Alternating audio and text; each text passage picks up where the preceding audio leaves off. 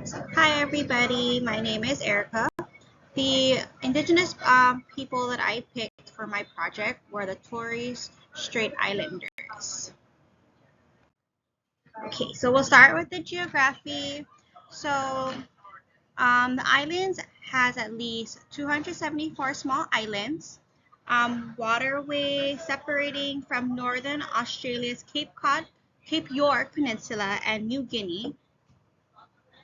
The islands itself was also a land bridge. The land bridge was most recently submerged by rising sea levels at the end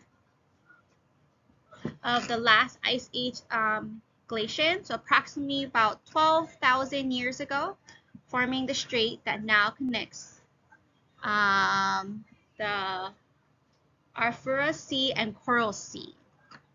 Um, The islands have 5 distinct groups. So you'll see the top western islands, the near western islands, the central islands, eastern islands, and inner islands.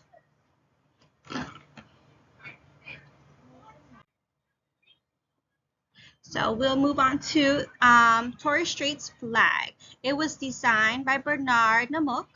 Each color and each design on the flag is represented.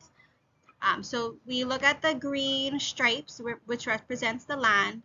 The thin black stripes are represented for the people. The blue stripe in the middle represents the waters of the Torres Strait.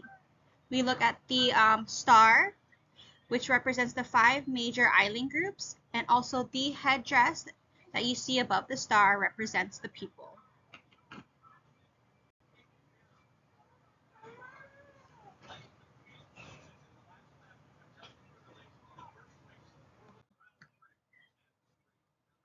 We'll look at their language and population. So language, official language is considered to be English, but they also have 3 other languages. We look at the Western and Central Islands. They are Pama Nugana family of language, which has 4 major dialects. Eastern Islands, Miriam Mir with 2 dialects. It's the only indigenous language to Australia.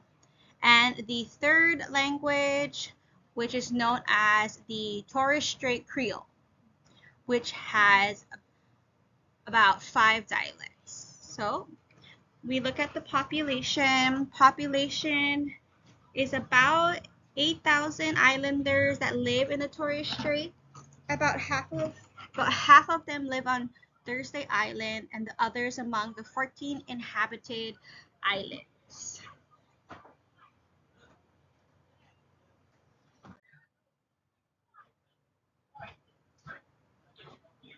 Well, climate. So just like here in the islands, Torres Strait Islands is a tropical climate. The hottest month is in November, and the coldest month is in July, which is opposite from us. January typically experiences the highest rainfall, and and September and October experience the least amount of rainfall.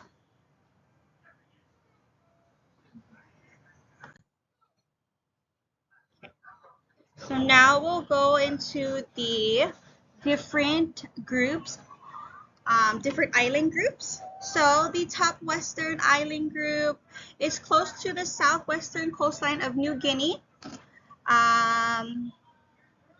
Saibai and Bogu Island are low-lying islands. They are prone to flooding. Vegetation consists of mangrove swamps. So it's near what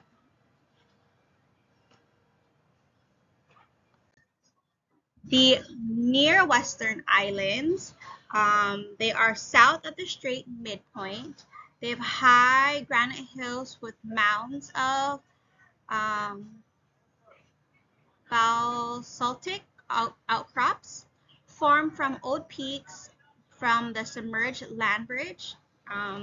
We can look at the Central Islands, it's in the middle of the Torres Strait, has many small island cays surrounded by coral reefs similar to the Great Barrier Reef that is by Australia.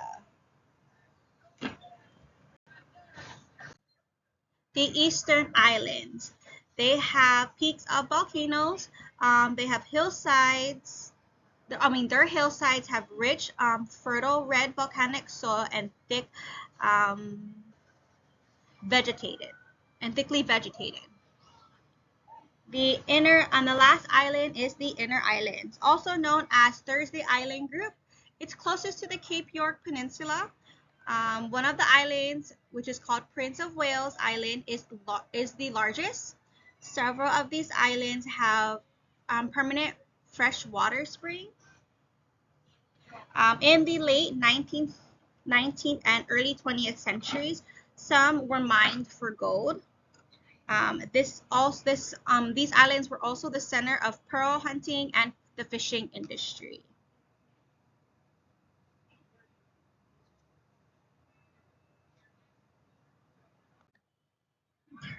We'll look at Torres Strait history. So the first people to migrate to Torres Strait are from Indonesia archipelago about 70,000 years ago. Original inhabitants lived in small communities which relied on fishing, hunting, and raising crops. Trade in artifacts, canoes, and tools were also important.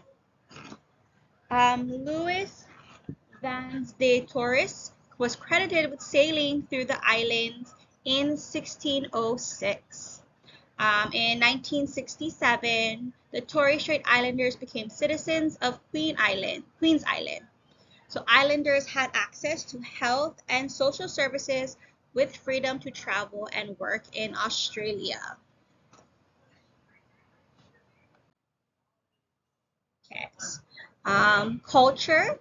So one of the main things for the Torres Strait is the sea, actually. So Torres Strait Islanders are seafaring people. About 91% of traditional area is open ocean. It is central to islander identity, which determines their way of life, substance, practices, and ceremonial traditions. The sea remains inspiration for a lot of their songs and stories till this day. Hundreds of islets, cays, reefs, and sandbanks, all traditionally named, owned, and used by the people. And then each island has its own unique landscape and stories. Their marine life is very unique. It's diverse marine ecosystems populated by rare species. Marine animals of the islands include dugongans, which are endangered species of sea mammals mostly found in New Guinea. Green sea turtles, hawksbill turtles, and flatback turtles.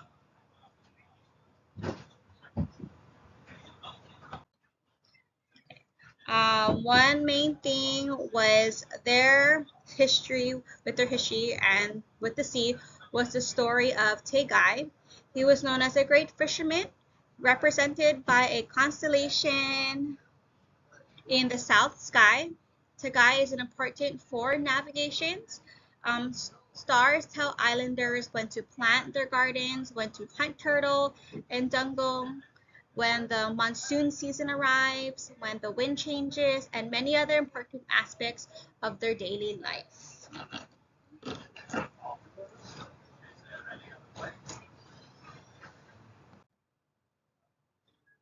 As we move on to religion and their customs, main religion in the Torres Strait is Christianity.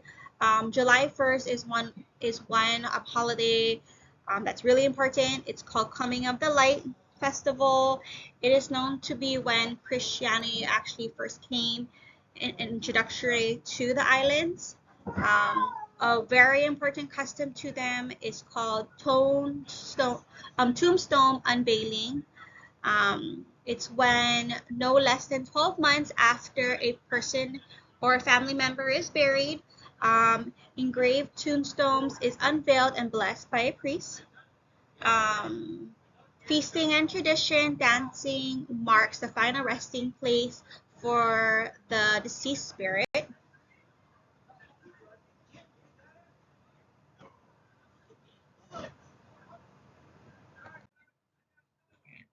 We can look towards family. Essential to their sense of identity are extended families with respect for elders has always been preserved. Families provide framework, so obligations to the kin are met, sharing resources, serve as a source of, and it's also served as an emotional and spiritual support. Cooking and hunting distinct to culture and taught from a very young age. Customary adoption is a feature of the Torres Strait culture. Requesting when people request for birth certificates, it causes much discomfort within the families. The people are considered greedy if they have too many children and don't share with others, which I thought was very, very, very interesting.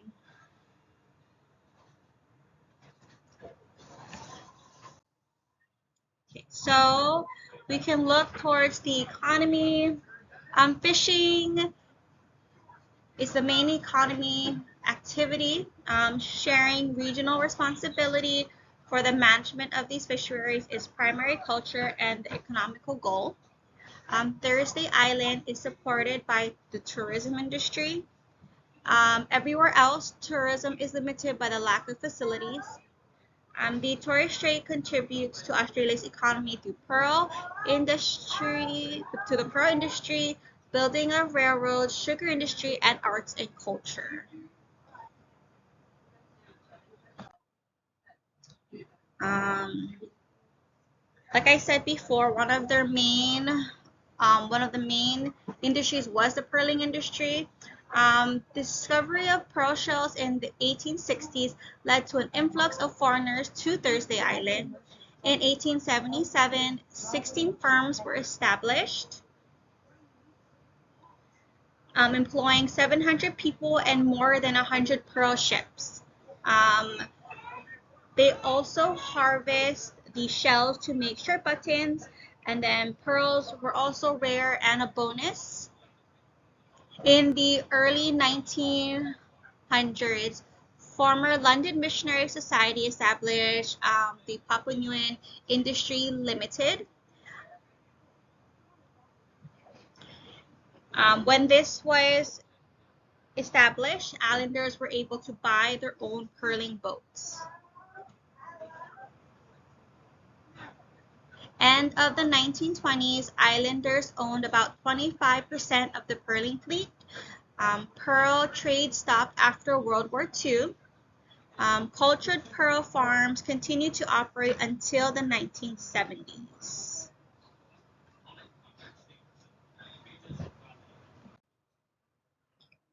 So last thing is we'll look at is art. So the popular art form was lino printing, carving.